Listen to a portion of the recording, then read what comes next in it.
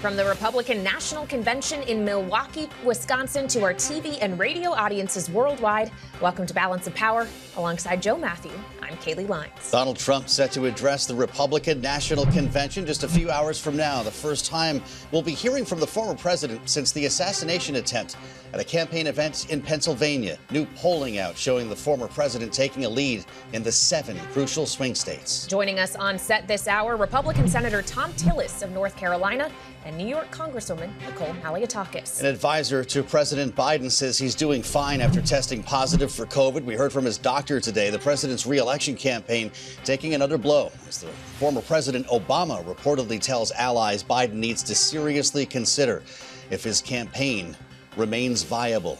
Thanks for being with us on the Thursday edition of Balance of Power here on Bloomberg TV and radio. I'm Joe Mathieu alongside Kailey Leinz. We have a lot to talk about. Kailey, with another split screen on this night that Donald Trump speaks to the nation, accepting the nomination of his party. Joe Biden is sidelined by COVID with some major decisions to make. Yeah, and disunity within the Democratic Party on full display, as the Republican Party here has been preaching unity all week, and Donald Trump has given us a bit of a preview of his speech tonight, saying that it has been rewritten. He does want to focus much more on the unity message. So the contrast between these two is stark, as it usually is. Perhaps it's just for different reasons this time. So let's go live now to the Five-Star Forum and see what's happening outside the convention hall, where Bloomberg's Tyler Kendall is on the ground. Tyler, everybody gearing up for a big night. Yeah, hey, Kailey, I'm here outside the arena for the last night of the Republican National Convention. It is by far the busiest that I have seen it all week, and also the closest that protesters have gotten to the outside of the arena. Everybody is lining up at the security checkpoint, streaming in here and getting in line.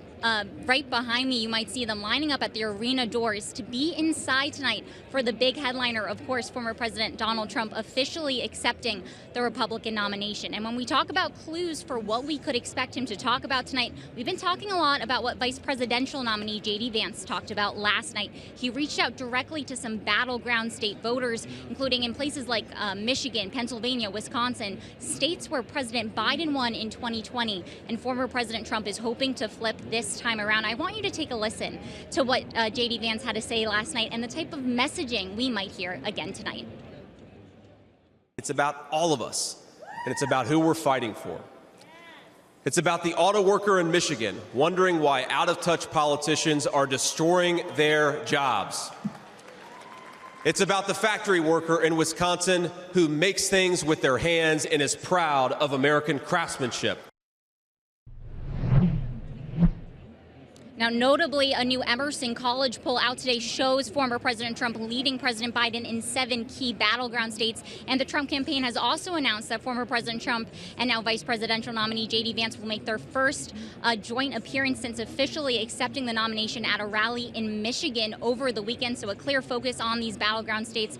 Joe and Kailey, as you mentioned, we have learned that former President Trump did revise his speech after that assassination attempt over the weekend, and we are expecting a more message focused around unity. All right, Tyler. Thank you. Bloomberg's Tyler Kendall just outside the convention hall ahead of Donald Trump's speech tonight. He said it was a humdinger originally, and he changed it into something that I guess we'll wait to see what the message will be from him a couple of hours from now. We did talk earlier today, Kailey and I, with House Intelligence Committee Chair Mike Turner about the atmosphere at this Republican National Convention. The energy level is extraordinary. The convention is going very well. The people that are here are just so moved by Donald Trump's life having been saved, and really the message that he's got coming out of this convention of reversing the Biden administration's policies on the border, national security, and, of course, the economic. We add 2 more smart voices to the conversation, and Bloomberg's Peggy Collins and Mario Parker with us at the table here in Milwaukee. It's great to see you both. Happy Convention Day, number 4, Peggy. This is a remarkable moment that we're in right now. We're struck by the split screen, what's about to happen here in Milwaukee at the same time as the sitting president is faced with this very difficult decision as he attempts to recover from COVID. How do we rationalize all of this, and how are you covering it? Well, like you said, Joe, I mean, the events of the past few weeks have felt like years in many ways. Yeah. You know, we went from Biden's disastrous debate performance to NATO leaders arriving in Washington, D.C. last week, President Biden getting up in a press conference saying that he was staying in the race. But at that time, he did open the door just a little bit where he said if someone could show him that there wasn't a path to win, that he would take it into consideration. Then we had the unexpected assassination attempt on Donald Trump over the weekend. The pick of J.D. Vance for vice president to really reach out to the working class in some of these swing states like Michigan. And here we are today now where people are starting to ask whether or not there is a path for Biden to win. We've been hearing from people time and time again these past few days that there are more states on the map that are opening up. States like Minnesota, New Hampshire, even New Jersey or New York, some people are talking about. So I think that's what's really changed over the past few days. So given how much has changed, and listening to you, Peggy, describe what we have all witnessed in the last few weeks, I feel like I have more gray hairs on my head just thinking about it. It is. And the question it raises on this night of all nights is how Donald Trump reacts to all of this, not just the attempt on his life from this past weekend, but the knowledge that it may not actually be Joe Biden, potentially, that he is up against in November. How are we likely to see him speak about that this evening? Well, on the one hand, he does pledge to preach a message of unity, right? We take that with a grain of salt. If you look at the program, you've got speakers like Dana White and Hulk Hogan there, right? Which gets to the moment, the seminal moment from Saturday when he got up from the assassination attempt, urging the crowd to fight, fight, fight, right? So this seems to be on theme, at least from that point. We'll see how he messages and threads the needle with a unity message there. The campaign for the last couple of weeks has pivoted more toward Kamala Harris, right? We've seen them deploy the same strategy that they used in the early days of Ron DeSantis' deliberations as to whether or not he would enter the primary campaign, starting to test out some of the attacks, nicknames, seeing what sticks, etc. So they're starting to set their sights on her in some ways. That's pretty remarkable. You're in touch, obviously, with Mar-a-Lago, and you interviewed Donald Trump along with a couple of your colleagues. Nancy Cook was on with us, who also took part in that Business Week interview. And that was quite a romp. You guys went for 90 minutes talking about this. Are we going to get a speech that's like a rally that goes for an hour and a half tonight, a stem winder, or is this carefully scripted, carefully choreographed? I think we're going to get a little bit of both, but if my money would be on a stem winder. For the We're going off the paddles tonight. Yes, for the last 3 days, Donald Trump, he survived an assassination attempt. He's come out and made appearances each night at the RNC convention, and he hasn't spoken. You have to, while he was taking in all of this adulation, you have to imagine that he was, as we know, drawing off of that energy, coiling in some ways. We're going to get that recoil tonight. Wow. Well, it'll be interesting as we consider our audience here on Bloomberg TV and radio to hear what he has to say about, frankly, our audience, the business community, given J.D. Vance, his vice presidential nominee, had this to say during his speech in the RNC last night. Wall Street barons crashed the economy and American builders went out of business. As tradesmen scrambled for jobs, houses stopped being built. The lack of good jobs, of course, led to stagnant wages. We're done, ladies and gentlemen, catering to Wall Street. We'll commit to the working man. And he said similar things more than once, Peggy, that they're in it for the working man, not big business or Wall Street. So how should big business and Wall Street be looking at Donald Trump's speech tonight? Well, I think that theme of populism and the working class is clearly what they're going to lean into because they see the economy as one of their strongest issues. Even though under Biden, it's been one of the best times to find a job and unemployment is near record lows, what people are telling us over and over again is they're still going to the grocery store, they're still going to the gas pump, and prices feel higher. So I think they see that opportunity. But also, you can expect potentially for Donald Trump to lean in on his tax policy as well, which for business will be something they'll take note of. Lower taxes and certainty around that under Donald Trump could be something that while they're leaning into the working class on one side, big business sees an opportunity on the other. Yeah, after all, he told Mario and our colleagues 15% corporate tax rate looks pretty appealing to him. Bloomberg's Peggy Collins and Mario Parker joining us here in Milwaukee this evening. Thank you both so much. And still ahead, we'll be joined by Republican Congresswoman Nicole Malliotakis of New York. She'll be with us live next on Balance of Power on Bloomberg TV and radio from the RNC.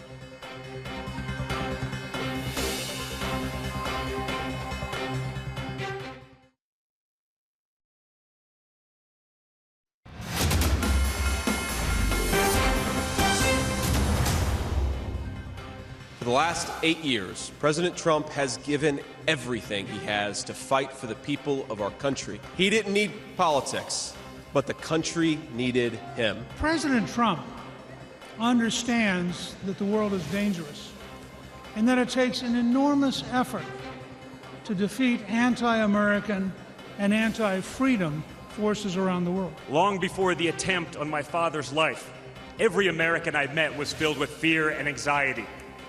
They were afraid our country was being torn apart. They were anxious about the massive and chaotic invasion of illegal aliens across our border. America needs a president who will secure our border. Former House Speaker Newt Gingrich, Republican Vice Presidential nominee J.D. Vance, among the voices featured here at the Republican National Convention last night. We're live in Milwaukee. I'm Kailey Leinz alongside Joe Mathieu. Welcome back to Bloomberg TV and radio, where we're joined now by Republican Congresswoman Nicole Malliotakis of New York, who is here with us in our Milwaukee studio. Congresswoman, welcome back to Bloomberg. Thank you so much for being here as we look ahead to the speech from Donald Trump just a few hours from now. We know he wants to bring a message of unity, but what specifically does the former president need to say, especially to reach the voters who may not yet be all in on him? I think he needs to focus on his agenda because it is an agenda that is good for America. As you saw with the previous speakers, there were Hispanics, there were African Americans, there were immigrants, there was a union leader who previously voted for President Biden and is now with President Trump because he is the one who created jobs, he brought economic prosperity, he secured our border, he was making America's cities safe. And that's what people want. And if they want that, they have to vote for President Trump. And I hope that President Trump will kind of put in contrast what it was like, remind people what it was like under his administration in those realms, and then that stark difference with what we're experiencing right now. People are very upset across the country, obviously, for many different reasons. In New York City, people are fed up with this mass illegal immigration crisis that is plaguing our city. We saw 2 police officers shot. We saw a 13-year-old girl raped by illegal immigrants. Just 2 of the many crimes, thousands of crimes, as a matter of fact, that have been occurring in our city because of President Biden's policy. He did 60 policy changes, allowed these individuals to come in. In the case of these crimes that I've mentioned, he actually directed the CBP to allow those individuals into the interior. They were caught and they were released. That won't happen under President Trump. And so I think people want to see our streets restored. Typically, when we spend time with you, and it's nice to do it in person, we're always doing something with an earpiece, talking to each other through a camera. You bring a clinic on the border. That's what I associate with you. Donald Trump thinks he can win New York, which would be pretty remarkable for a Republican in this day and age.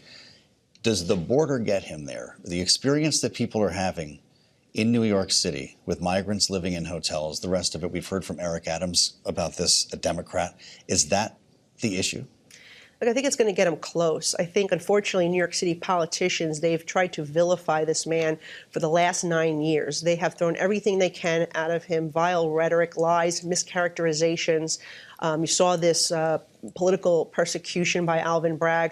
But I think if people pull back and actually look what's happening, the Democrats' agenda in New York has just been destructive. It has driven New Yorkers out. People feel less safe. They are less safe. And I think no one's turning a blind eye to what's happening with illegal immigration. They've turned 200 hotels into shelters. And there's people in there who are dangerous people. Not everyone, but a lot of them are. There are murderers, there are gang members, there are people who've stabbed individuals, robbed people.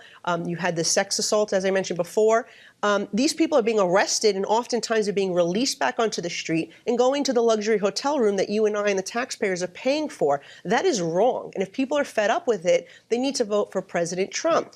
Likewise, look at the amount of money these illegal immigrants are getting in services. They're not only just getting a free hotel room, they're getting food, health care, all sorts of laundry services, legal services. They're getting more than what a senior citizen is earning in Social Security. I mean, that's out of control. And again, we have to remember to put our American citizens first. Donald Trump supports immigrants. He's married to an immigrant. He wants to make sure they're coming legally and that they're vetted so they're not creating a dangerous situation for our citizens. So if we know the border and migration is an issue that resonates in New York, another one is taxes. And earlier today, we spoke with the chair of the House Ways and Means Committee, Congressman Jason Smith of Missouri, about the SALT cap.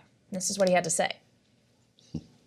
At the end of 2025, the SALT cap is unlimited. So it's no longer a $10,000 cap.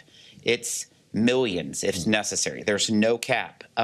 So that's going to be a big part of the discussion in the tax cuts ask. And I'm sure there's going to be a lot of negotiation with our friends in New York and New Jersey. And if the elections go well and more Republicans come from New Jersey and New York, we're going to hear even more about it.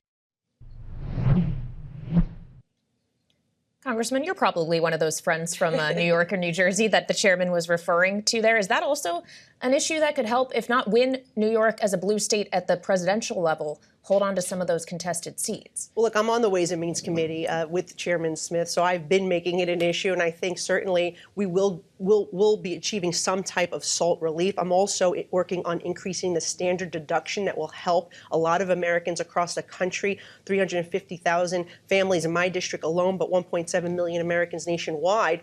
What I will say is that we need to keep on the path of pro-growth, pro-jobs policies, and that's what President Trump's Tax Cut and Jobs Act brought. But let's also remember the reason we want SALT is because of the Democrat mayors and governors who believe that taxpayers are ATM machines and they keep increasing the levy year after year. We just saw it in New York City do it again to provide billions of dollars in services to people who just arrived into this country, who paid the drug cartels to get over the southern border to get here. That is wrong. And so if we really want tax relief, we should be looking at our mayors and governors who are abusing taxpayers, saying enough is enough, stop spending so recklessly. You know, New York State's budget is out of control. It's about 240 billion these days. I mean, that's a lot of money. It was 125 billion, the annual budget. When I was in the state legislature, it has nearly doubled. And it is because, again, the reckless spending and policies where Democrats are spending like a bunch of drunken sailors. And so I believe that we need to provide some type of federal tax relief where we can. President Trump lowered the tax rate. He helped lift wages for the American people. He doubled the child tax credit for families. But in addition to that, he provided jobs and opportunity, bringing the unemployment to its lowest level for minorities, for women. And I mean, that's a record of success that we want to continue. But we do want some type of SALT relief if we can get it. Congresswoman, it's great to have you with us. Republican Congresswoman Nicole Malliotakis of New York. Have a great time at the convention tonight. She was in the president's box last evening. We'll be watching for you. Coming up, a look at what some new polling might say about President Biden's re-election campaign. Kyle Kondik, the managing editor of Sabato's Crystal Ball, is with us next on Balance of Power, Bloomberg TV and radio.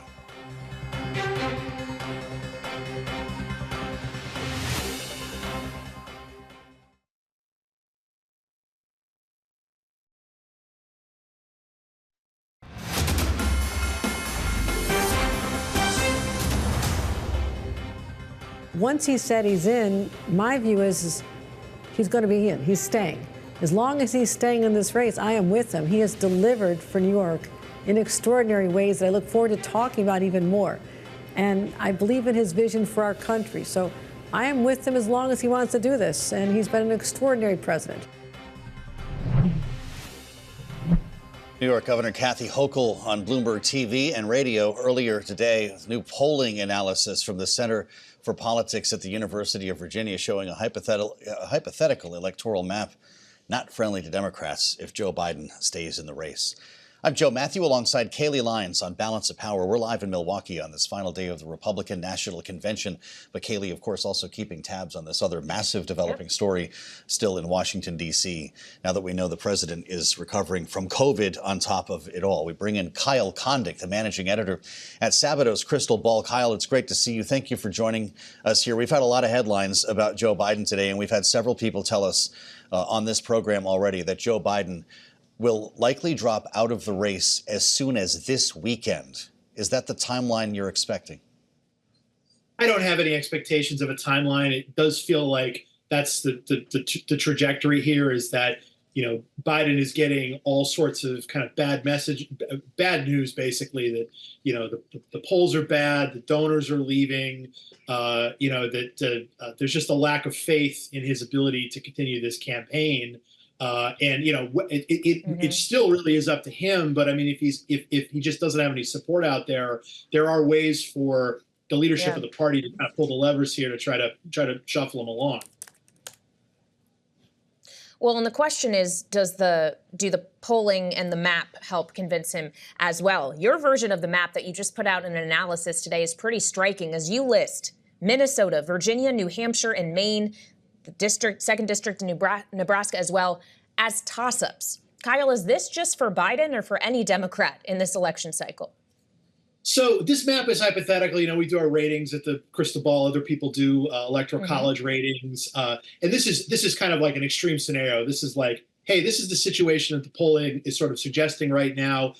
Trump is up nationally. You've got, you know, tied race in Virginia in some polls, tied race in some other places in polls. And so this is like, well, you know, if Biden stays in and doesn't recover, like this might be where we're kind of heading. I don't know if it's necessarily you know, again, what you would expect. I mean, I think the Democrats would probably rally some, even if Biden was still the nominee. But like when you hear Democrats kind of freaking out about what the situation is, like the map kind of looks like that, I think. And you know, you're fighting tooth and nail for states that Biden won easily in 2020. So and look, you get these dribs and drabs publicly of Democratic internal polling. And it just, you know, this is kind of what it looks like. I mean, there was that story from a couple weeks ago in Puck about, you know, the Democratic polling that was basically worse than anything publicly. But you're getting little bits and pieces of it reported here and there. And that's kind of what that map reflects. Another number we saw yesterday from the Associated Press, NORC, 65% of Democrats think Biden should withdraw from the race. Kyle, there's reporting today that Joe Biden wants research done, and they're probably pulling the numbers already here in the field for how Kamala Harris would perform against Donald Trump. We only have a minute left, as it turns out. How would you handle that poll if it were you? Would you keep it isolated to the 6 to 7 swing states or look nationally? Look, I would try to get as much information as possible. But I also think that you're polling a real candidate in Biden versus hypothetical candidate in Harris. And I think the hope for Democrats is that in an election where you've got two candidates that people really don't like, Trump and Biden, that if you introduce something fresh into the race, that's ultimately helpful. It's risky. I don't know if it would work or not, but the trajectory with Biden looks pretty bad. I think that's what Democrats are communicating. All right, Kyle Kondik, managing editor at Sabato's Crystal Ball, thank you so much for joining us. We'll have more ahead with Republican Senator Thom Tillis of North Carolina, next live here in Milwaukee on Bloomberg TV and radio.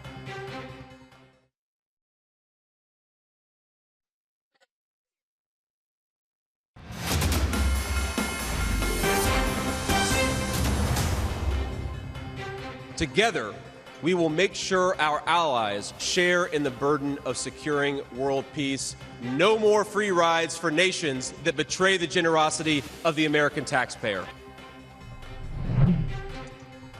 J.D. Vance, of course, the Republican vice presidential nominee. That was just last night. His big speech at the Republican National Convention, talking in that case about funding for Ukraine. Joining us now is the Republican senator from North Carolina, Thom Tillis, at the table in Milwaukee. Great to see you, sir. Thank you. Yeah, thanks for having me. This is one issue that we had questions about going into that speech, knowing that J.D. Vance has different ideas about this and doesn't support the idea of the U.S. continuing to help pay for the war effort in Ukraine. I know you see things differently.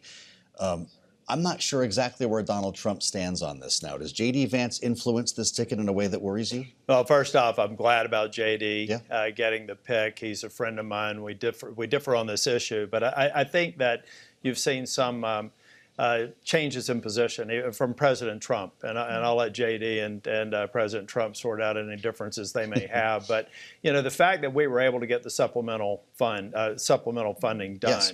And getting Republican support suggests to me that that there's an increasing understanding that if Putin wins in Ukraine, then we're gonna lose the momentum that we need for maintaining a check against China.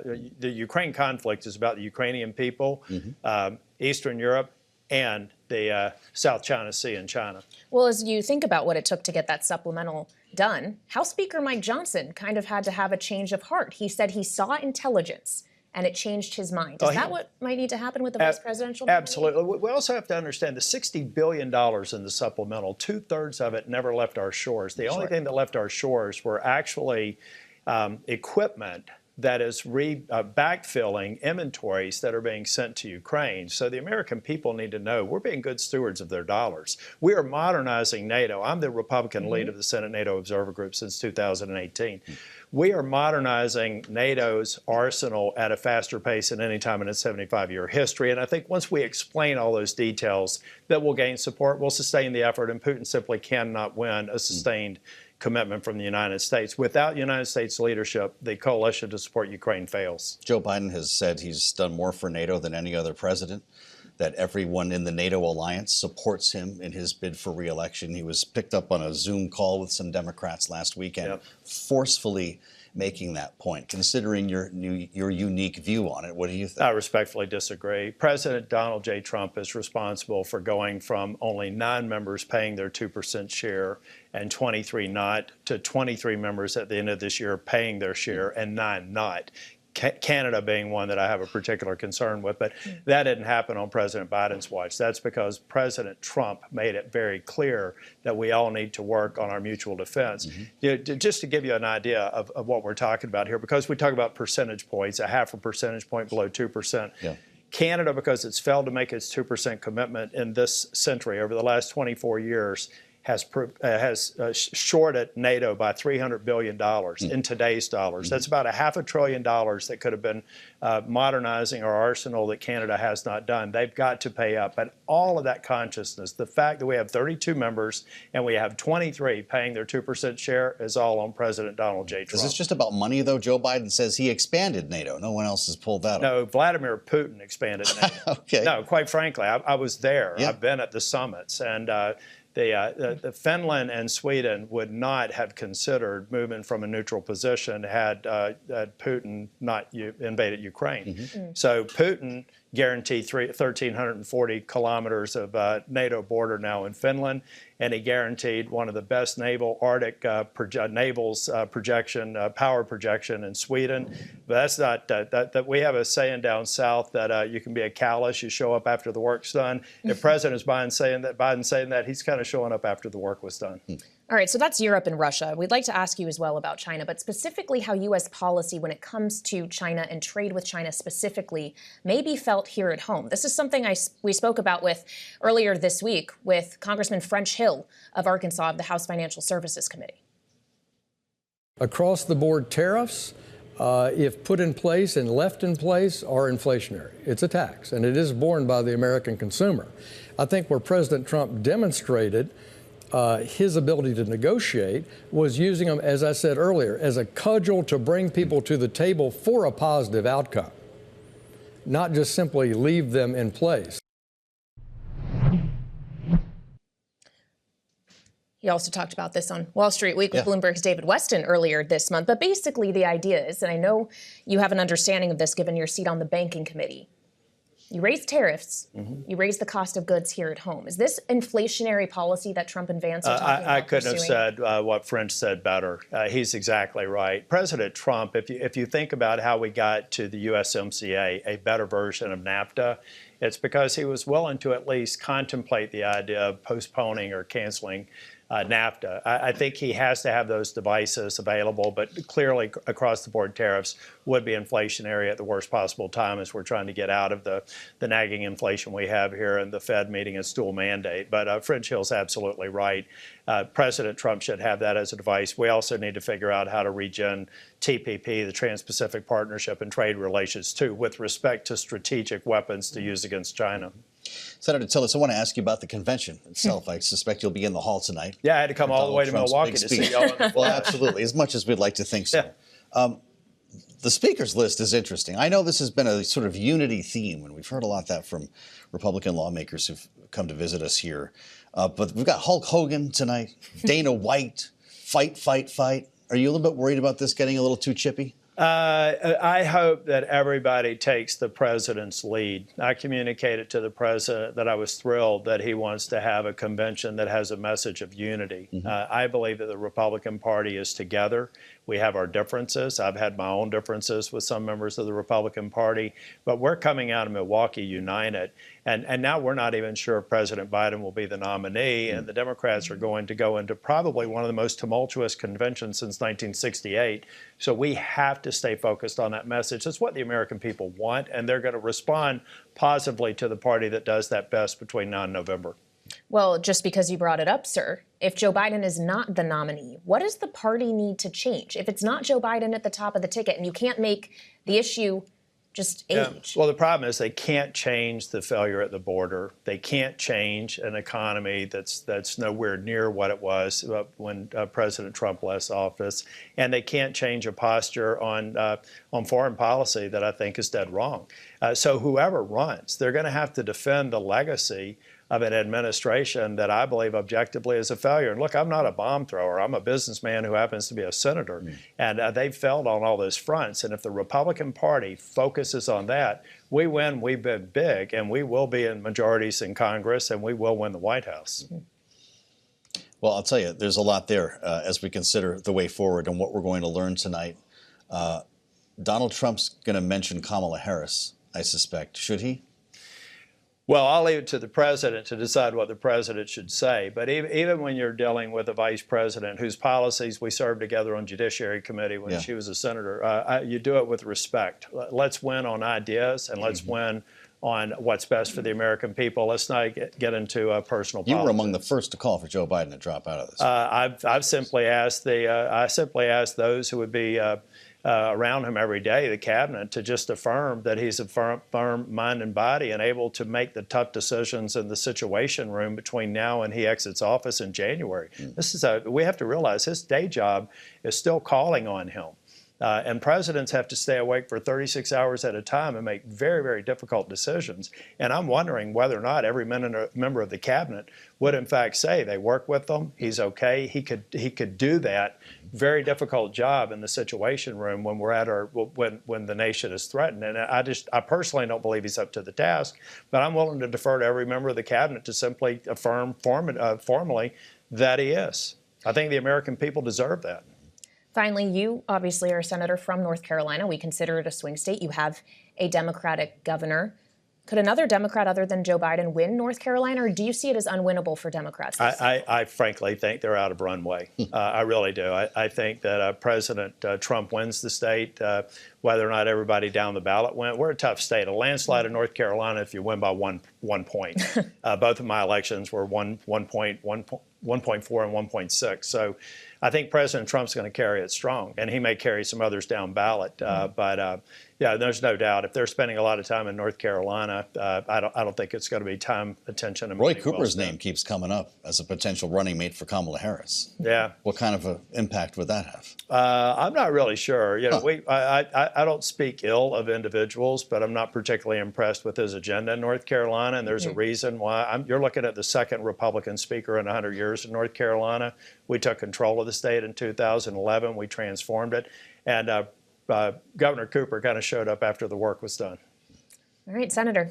Pleasure to spend time with you here in Milwaukee. Thank you so much for joining us. We'll see you back in Washington. Republican Senator Thom Tillis of North Carolina. And still ahead, we'll take a closer look at what's next for President Biden, now with reports of top Democrats questioning his viability as the Democratic presidential candidate, including former President Barack Obama. Our political panel will join us next on Balance of Power on Bloomberg TV and radio.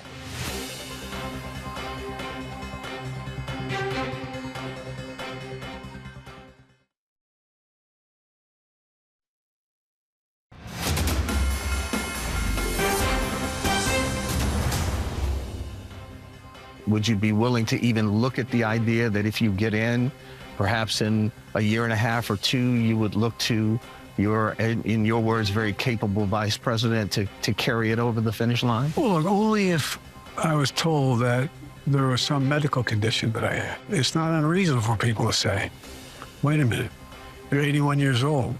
And so I think it's a legitimate thing from the race.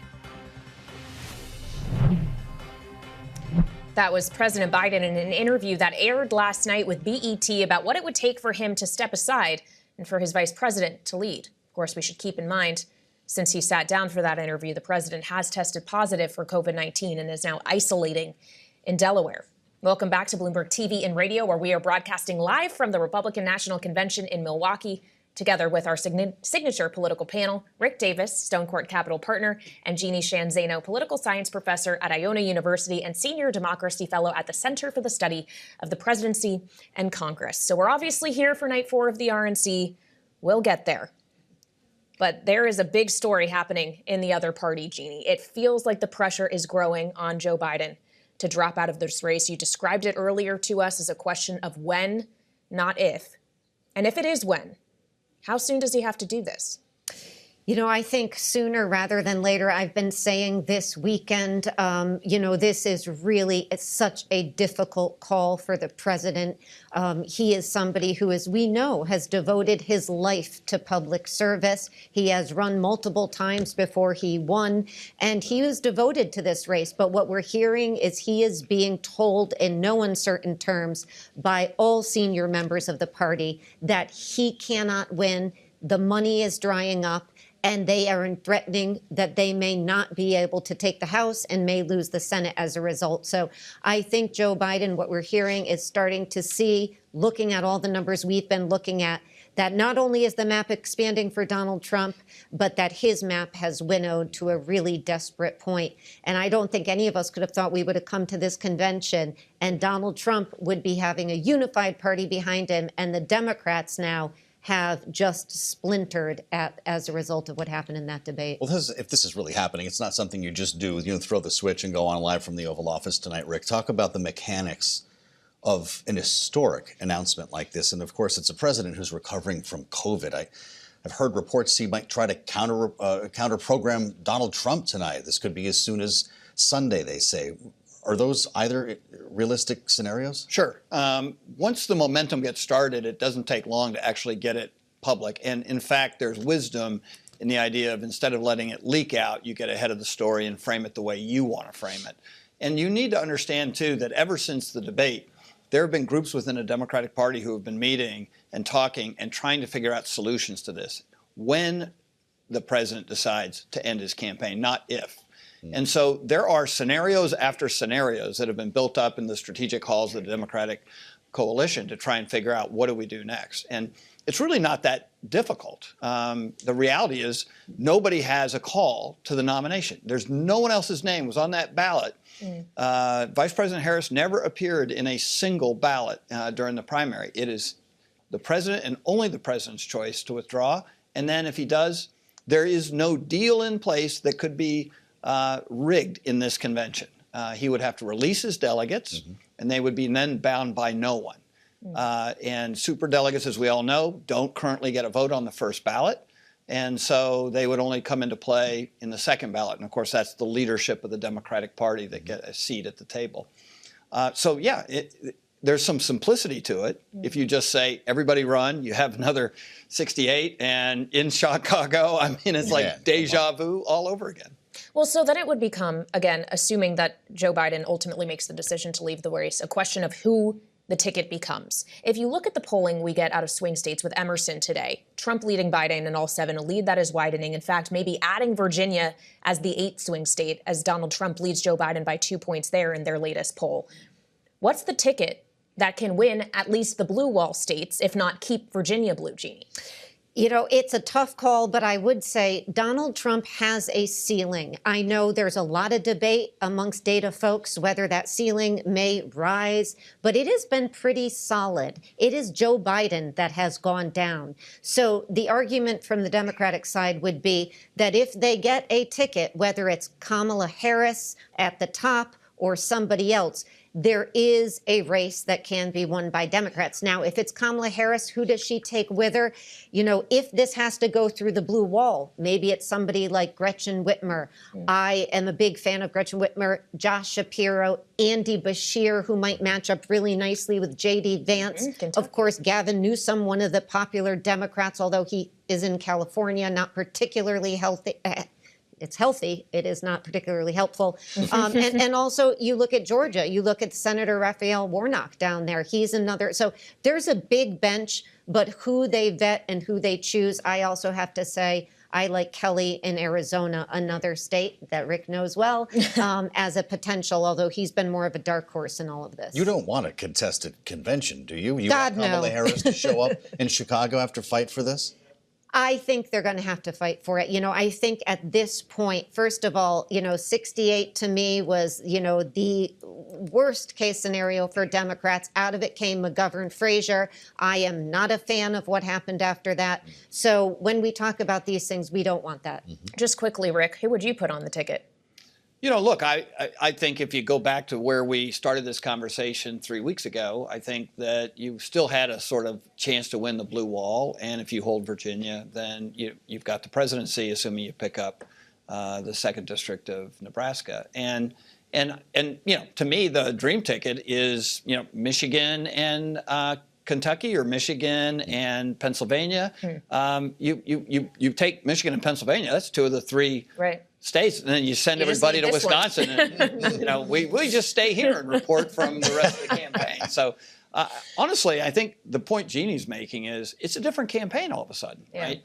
The thing we have to remember is Donald Trump's numbers aren't going up. Biden's numbers are going down. So all this energy and activity that we are romanced with here in Wisconsin, at the convention, hasn't actually inured to the benefit so far that we know to Donald Trump. It's just he's stayed the same, and the Joe Biden campaign has imploded. So the question is, can a new ticket pick up to where Joe Biden was pre-debate? Wow. So a Whitmer-Bashir, Whitmer-Shapiro. Like that Whitmer-Shapiro. There's your bumper stickers. Coming up, a preview of the big speech tonight. It's Donald Trump's turn. We'll have more coming up with our political panel on Balance of Power on Bloomberg TV and radio.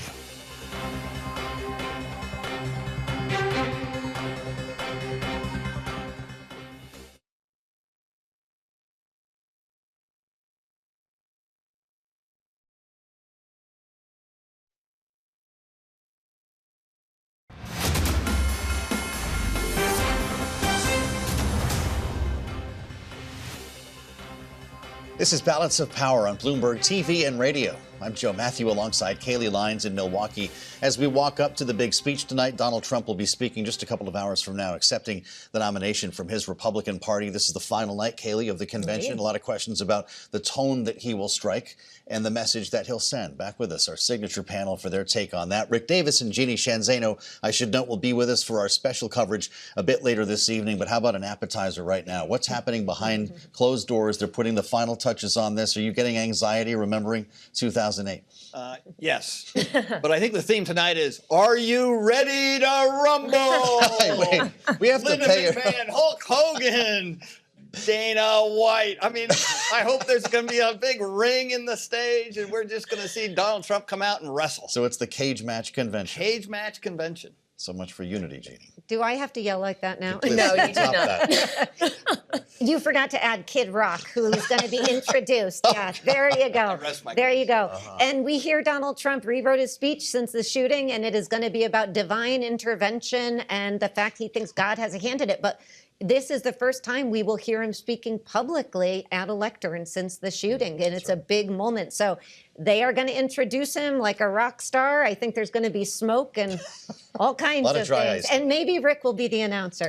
Okay, but knowing that he has an hour, perhaps more to speak, do you buy that the unity discipline can be maintained throughout the duration?